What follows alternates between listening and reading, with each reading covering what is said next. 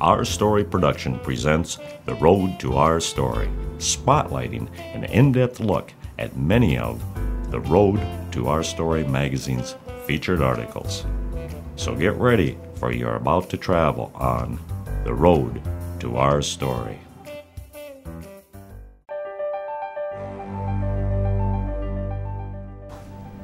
Hello, Ellen Seasmore here, out looking for the elusive Midwestern bobolink to put in my new book, Friends of a Feather. While that bobolink continues to elude me, I have had fun digitally capturing the pictures of small towns in the Midwest, and they're very interesting. Have a look. Located in Martin County in south central Minnesota is the town of Fairmont. Known as the City of Lakes, Fairmont is built around a chain of 5 lakes. Originally settled in 1857, Fairmont is home to over 10,000 residents.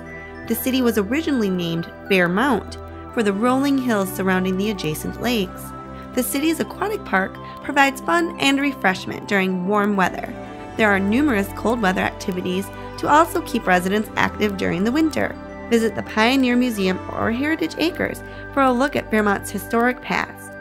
Fairmont offers excellent early childhood education, public schools, and 2 faith-based schools, plus easy access to post-secondary education.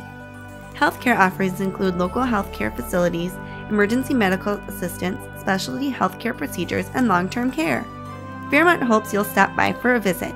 They believe you'll enjoy the City of Lakes.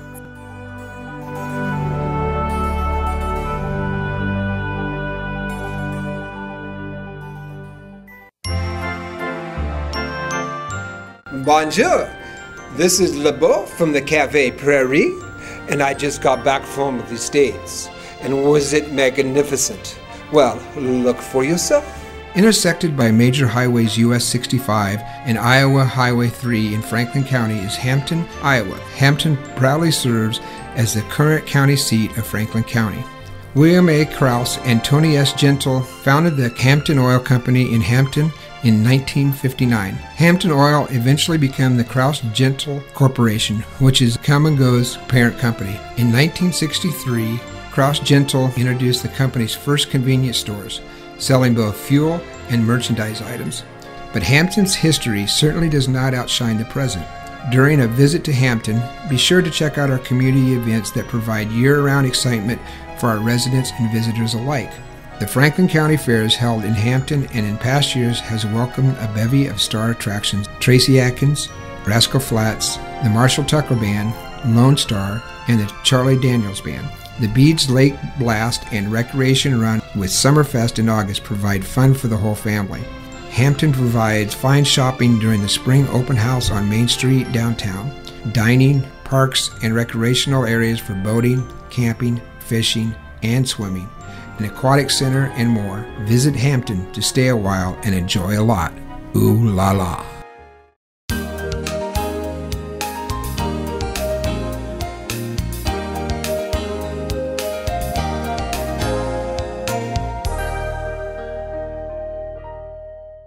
Hi, I'm Jason Howland. Welcome to Speaking of Health, a place to help you learn how to live a longer and healthier life. September is National Prostate Cancer Awareness Month, and it's something everyone should be very aware of. It affects nearly 1 in every 6 men in the United States. Our guest today to talk about prostate health is Dr. Joe Lee. Dr. Lee is a urologist with Mayo Clinic Health System. Dr. Lee, thanks for joining us today. Thank you. Happy to be here. So you see patients with prostate cancer quite often. How common is prostate cancer? It's a fairly common problem. It's the second most common cancer in men. 2.1 million men may be living with prostate cancer. There's almost 250,000 men discovered with prostate cancer in the year 2012. And there were 28,000 deaths from prostate cancer in the year 2012. So Dr. Lee, let's start with the basics. What exactly is the prostate, and is it something that only men have? So the prostate is a gland that's at the bottom of the bladder, and you urinate through it, but that's what causes most of the difficulties. The prostate is a walnut-sized gland, and it produces a lot of the seminal fluids in the ejaculate. And is it something, obviously, then only men have, right? And only men have it, yes. Thank you. So what are some of the signs and symptoms of prostate cancer? So most men, when they have prostate cancer found, now with screening tests, don't have much in terms of symptoms. But as the symptoms get worse, you can have frequency of urination, you can have decreased urinary stream, blood in the urine or blood in the semen, and also if it's spread past the prostate, and for example, you may have bone pain. And so those are the different things that you can have with prostate cancer. And is it a cancer that grows slowly, or does it progress very rapidly? So it's a mixture of the two. Most cancers are slow growing, but there's still a significant number that are fast growing and can affect people's lives. So for most men, as you stated, prostate cancer is detected during preventive screenings. So what are those tests that are involved with the screenings? So the screening is involving two different things. One is a prostate examination, and so that's a digital rectal examination, and also the PSA test is a blood test that has, since the late 80s, has really revolutionized the screening of prostate cancer. And the reason is that it can find prostate cancer 5 to 7 years ahead of time before people have symptoms or before you can find a nodule on the prostate. And what does PSA stand for? So PSA stands for prostate-specific antigen, and it's a glycoprotein that's secreted by the prostate that changes the character of the ejaculate from a thick liquid to a thin liquid, but it also is measurable in the blood, and that's why it's a valuable screening test. And higher levels of that PSA indicate that there may be a prostate cancer growing? And that's correct. So the prostate cancer, or the PSA, may be elevated, and it depends on the age of the patient, what is the normal. However, even when it's elevated, only a third of the patients may have prostate cancer. Other things that can cause elevation in the PSA is BPH, infections, scarring of the prostate. So it's very important to follow up on the PSA test if it's elevated, such as a biopsy, to determine if it's prostate cancer or not.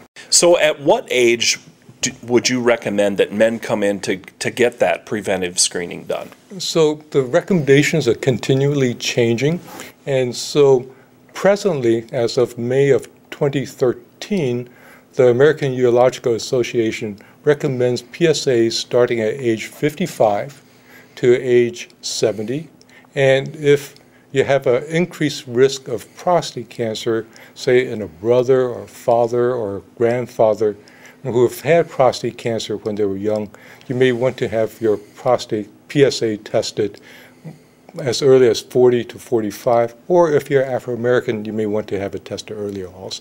And so that age guideline has actually, it's gone up. It was a younger age before, right? Right, and so the reason for that is that there are always complications, there's always risk to any procedure that you do, whether it be for cure of prostate cancer, for the biopsy, and you weigh that against the risk of the prostate cancer, how slow growing it is, how fast growing it is. So the recommendations have been adjusted a bit. So how is the disease treated? Is it different than any other cancers? So when you look at prostate cancer, for any cancer, you look at two different things: how fast a growing cancer is, and if it's spread outside of the original organ. So if it's a fast-growing prostate cancer, if it's looking like it has a chance to affect people's lives because it is a more rapid-growing prostate cancer, higher risk, then you may want to be more aggressive with it. So you can do surgery, you can treat it with radiation, you can watch it if it's a slow-growing cancer, and if it's spread to, say, the bones, you may help the symptoms with hormone treatments. So, Dr. Lee, when it comes to treatment, how do you determine whether it's surgery or radiation or some of the other things that you talked about? How do you determine what type of treatment the patient has? It's real key because every patient's an individual, and every individual you have to customize their decision making. And so you have to look at the patient, you have to work with their primary care to see what their survival is. So if they're really old, has had 3 strokes, 2 heart attacks, and you have a slow-growing prostate cancer, we're not going to recommend radical prostate surgery. Probably won't recommend radiation therapy. But if you're young and you have a long-term survival, over 15 years, over 10 years, and the prostate cancer, when we look at the grade of the prostate cancer, your PSA, and determine your risk of dying from the prostate cancer if you don't do anything, those are called Albertson tables. You talked about surgery. I know technology in the last 20 years is just, it's so much more advanced now, and you're even using robotics now with prostate cancer surgery, right? Right. So traditionally we do make an incision, and then we reach in, do the surgery. But what people have found is that you really don't have to touch it. You can guide your surgeries with a camera and just place the instruments inside with incisions that allow a pen to go through. For example, when people have gallbladder surgery, nowadays most people will not have it by open surgery, but will have it with laparoscopes. It's right underneath the liver, so you can just use traditional laparoscopes and their instruments. But prostate cancer, if you imagine working on the bottom of an upside-down pyramid, the prostate is right at the bottom of that corner. And so what you use is a robot. It has the ability to see it in 3 dimensions because there are 2 cameras involved. You can use the instruments that are computer controlled, so your movements are finer, and with the magnification, it's like operating with a microscope.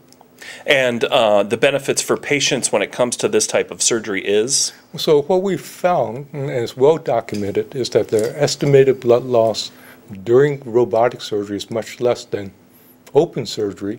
There's some hints that the erectile function is better preserved, as well as continence rates, and people recover and return to work much quicker. They require less pain medications because they have less pain. At present, we do remove the entire prostate, and then you have a gap between the bladder and the urethra. And what you do is you use the robot to sew that gap back together. You know, it's very easy to sew one end back to the other, but actually it has to be waterproof. So it has to heal a little bit longer. That's why you need a catheter in to drain the urine. And we do an x-ray at the end of about a week and remove the catheter at that time. And removing the prostate, this isn't a gland that's necessary to live, correct? So it's okay if you remove it, sort of like your gallbladder, right? Right. And so, you know, men over age 60, for example, may not want to have more children, and that's the main function of having a prostate, because it creates most of the secretions that is in the ejaculate. All right, so we're learning more and more about prostate cancer every year, but do we know what causes it? It's continually being studied, and so it may be a genetic mutation. That's why there's some family history from one generation to the next, but we don't know quite yet. And so there's a lot of studies in terms of genetic mutations. However, we do know what puts you at risk of having prostate cancer. 1, being a male. 2, being older, over age 50, for example. And if you're Afro-American, have a family history of it. There's also the risk if there's a higher fat diet. And what do you mean by that, a high-fat diet is a higher risk? It increases your risk of having prostate cancer. And actually, truthfully, it increases a lot of risk for all sorts of different cancers. So what is a high-fat diet? A very simple thing to do is to look at the label of the foods that you buy. And meats will have higher fat. There are a lot of meats that have lower fats. You can look at the packaging, look at the saturated fats, look at the cholesterol, and that can guide you. So if you can keep it under 10 and 5 saturated fat, cholesterol, you're doing really well. When you're eating leaner meat, chicken breast, turkey, as well as fish. If I'm a man over the age of 50 or 55, or I have a family member or a friend who's a a male over that age and has never had a prostate cancer screening, how do you go about getting screened? Most primary care physicians are comfortable with ordering the blood tests and also performing the additional rectal examination. And so usually you can see your primary care and they'll perform the test for you. If there's any questions, however, if the PSA is slightly elevated, if there's a question of a nodule, or if you just have additional questions, we'll be happy to see you in the urology clinic. So is this something, as you said, primary care, your primary care provider can help you with, but if you want more peace of mind, can you schedule an appointment straight with a urologist to have this done as well? We're happy to see anyone. So Dr. Lee, you know, so much has changed in the last 2 decades when it comes to prostate cancer screening. And it's amazing now what we've done with, you know, preventing prostate cancer from occurring and then also being able to treat it early so that it's not a death sentence. This type of cancer generally is not a death sentence for men, right? Right. So if you look at PSA, and before the era of PSA, which was back in the late 80s, when we find prostate cancer now with a PSA test, we usually find it 5 to 7 years earlier, and also is probably about 90%, over 90% cure. But if you look at the era before we had the PSA, when we detected prostate cancer by symptoms or by finding a nodule, half of those patients would have had spread already. So it's very key to find it early and increase your chances of cure. And that PSA test generally is a pretty good guide for you to determine if prostate cancer is a possibility, right? PSA test is very important, but it has to be complemented with a physical examination because it'll miss 15% of prostate cancers. And so you need actually both of those to be complete. What sort of advice would you give for men out there who have not had that screening yet? What kind of advice would you give them?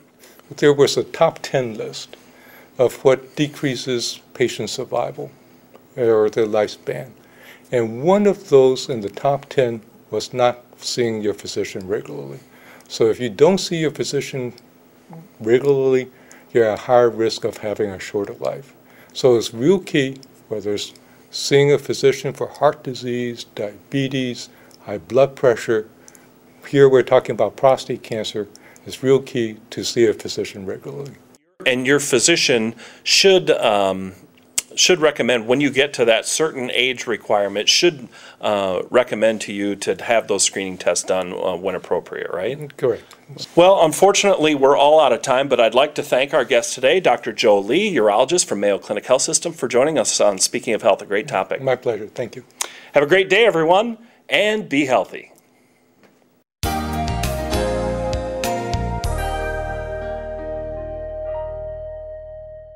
There you have it, folks. One of the favorite stories ripped from the pages of The Road to Our Story magazine. Let's have a look at another.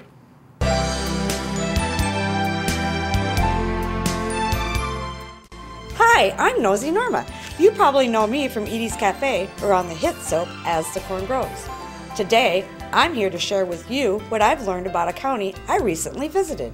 Jewell Junction, better known as Jewell, is a city centrally located in the heartland of Iowa in Hamilton County. In 1880, the Toledo and Northwestern Railroad came west and formed a junction with the north-south line that was rebuilt from the narrow-gauge Des Moines and Minnesota Railroad. The town of Jewell Junction was laid out at the junction of the two railroad lines and was named for David T. Jewell. With a population today of just over 1,200, Jewell is a small but growing community. Friendly residents, industrious business owners, and dedicated community service volunteers all strive to contribute to the continued economic growth and development. Jewell may be a small town in size, but it works hard at being a full-service community by offering quality schools, a library, medical center, police and fire departments, various parks, community events such as citywide garage sale, annual vendor fair, small business Saturday, Yule and Jewell, annual tree show, annual tour of homes, civic and community development groups, kids club, and more. Jewell has also long maintained a strong community involvement with sports of all types for all ages. Jewell invites you to visit and discover this small town gem in a friendly setting.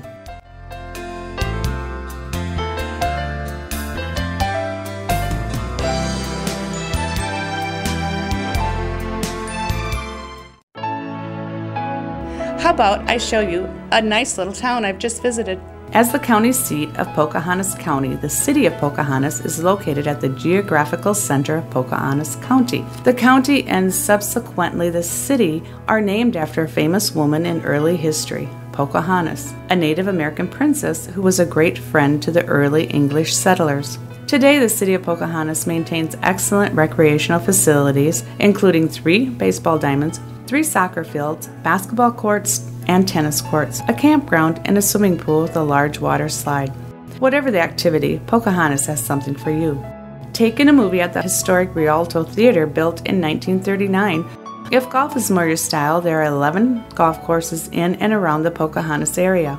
For the sportsman, the many wetlands and small lakes within the county attract large flocks of ducks and geese. The timbered areas in the northwest section of the county are home to populations of deer and wild turkeys. Within Pocahontas County, there are many public and private hunting areas, while the upland areas provide great numbers of pheasants. Mark your calendar and plan to join Pocahontas Heritage Days in June or the Pocahontas County Fair in July. There is so much to see and do in Pocahontas. With a thriving retail community, Pocahontas invites you to explore all that the Princess City has to offer.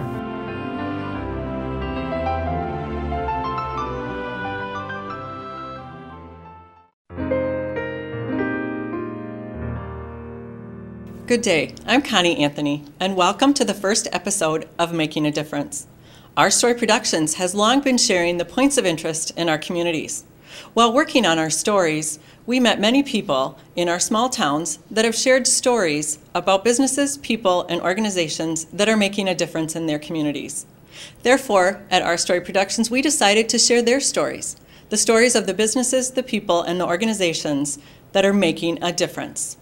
Robert F. Kennedy said, "The purpose of life is to contribute in some way to making things better." So won't you join me as we take a look at a couple of organizations who are contributing to their communities. Fairmont FFA was originally established in September of 1936 and was active until 1982. Today, the Fairmont Agriculture Program has been reborn at Fairmont Area High School.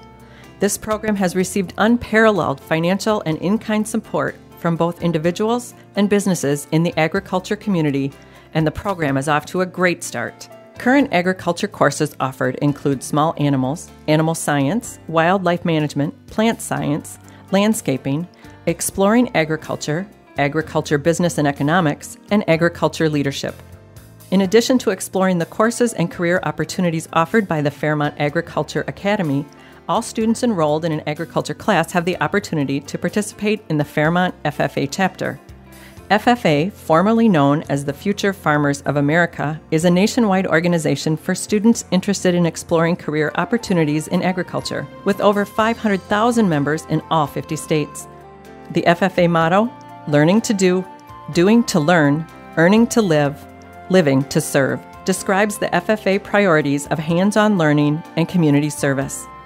The Fairmont FFA chapter has had a long history of service to the community, and the organization looks forward to building a chapter that will carry on this strong tradition of excellence. We salute the Fairmont FFA chapter for making a difference in our community.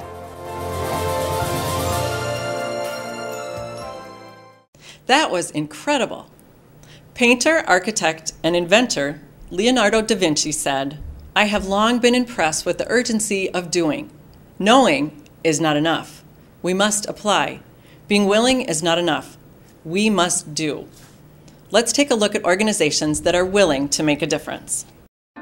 The concept of the Fairmont Opera House began in 1899 when Frank A. Day, editor of the Fairmont Sentinel, began prodding local businessmen to build an opera house, and his persistence paid off, and construction of the building began in 1901, and live performances delighted area patrons with a variety of entertainment. In 1912, the silent film arrived, and with the installation of a big screen, cinema was enjoyed. By 1925, the novelty of the silent movies had faded.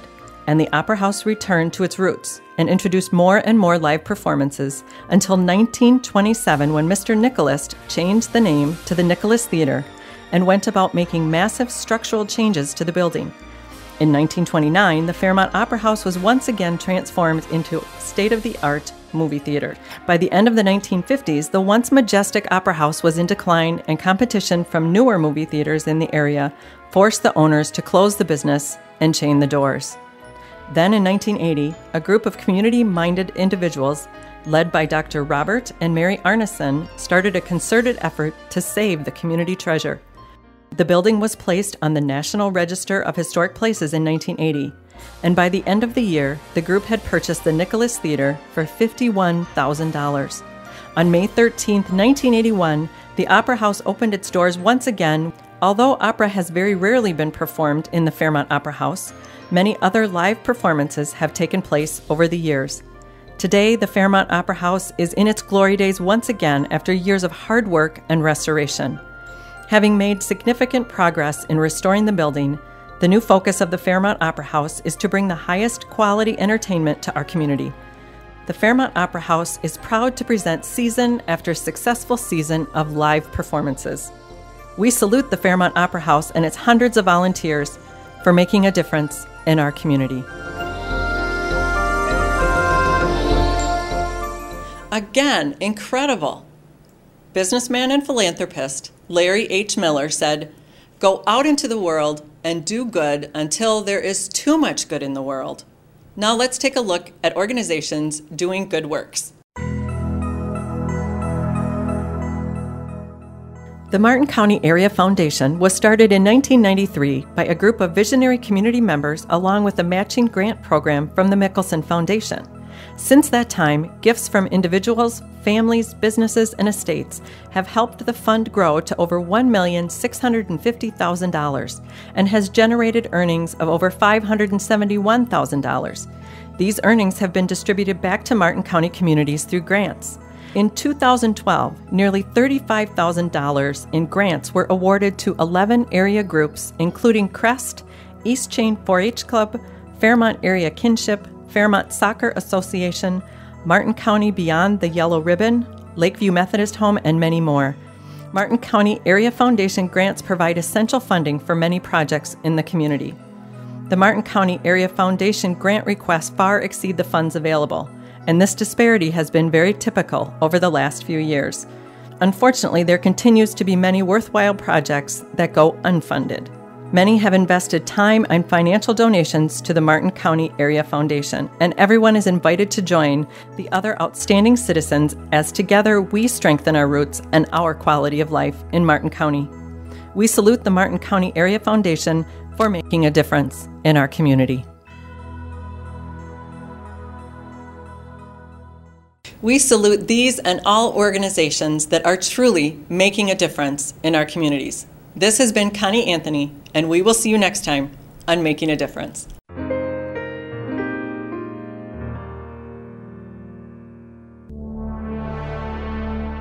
Oh, Professor J. Von Tron here in my new and improved time machine. Well, we'll be traveling back in time to some interesting destinations. Oh, my time machine, it stopped. Well, we're not traveling back in time. Well, let's look at some communities. Located in the rolling hills of northwestern Iowa, Sac City is a safe, family-oriented community with a wonderful mixture of old and new. Award-winning schools, a recreation center with indoor pool, a new outdoor swimming pool and aquatic park, a public library, and beautiful tree-lined streets. Sac City recreation opportunities include golf, tennis, archery, arts and crafts, swimming lessons, as well as several regulation ball diamonds. Sac City has been called the Little League capital of the world. Other activities include an excellent series of snowmobile trails in the area, including Sauk Rail Trail and canoeing on the Raccoon River, providing a real challenge and a way to enjoy one of the most scenic river corridors in Iowa. Today's Sac City Business District is complemented by specialty shops, antique stores, and tasty restaurants. Sac City invites you to come spend the day exploring all that it has to offer.